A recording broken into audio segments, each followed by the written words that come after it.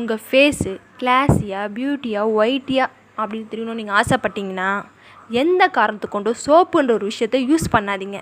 உங்கள் வீட்டில் என்னென்ன பொருள் இருக்கோ அந்த பொருட்களை மட்டும் வச்சு ஃபேஸில் அப்ளை பண்ணி எப்படி வாஷ் பண்ணலான்னு சொல்கிறேன் வாங்க. ஆரஞ்சு பீல் பவுட்ரு வாங்கி வச்சு ஃபேஸில் அப்ளை பண்ணி வாஷ் பண்ணுங்கள். வெந்தயம் ஊற வச்சு அதை மிக்ஸில் போட்டு அரைச்சி ஃபேஸில் அப்ளை பண்ணி வாஷ் பண்ணுங்கள்.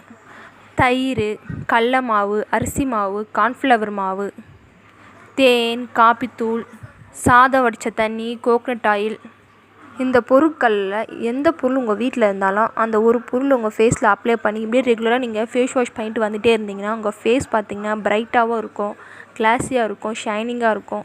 எந்த காரணத்துக்கு கொண்டும் சோப்புன்ற ஒரு விஷயத்த யூஸ் பண்ணாதீங்க. அது உங்கள் ஸ்கின்னை ரொம்ப டல்லாக்கி அது மட்டும் இல்லாமல் ஃபேஸில் சுருக்கன்ற ஒரு விஷயத்த சீக்கிரம் கொண்டு வந்துடும். அதனால் ஏஜ் ஆன மாதிரி ஃபீல் ஆகும்.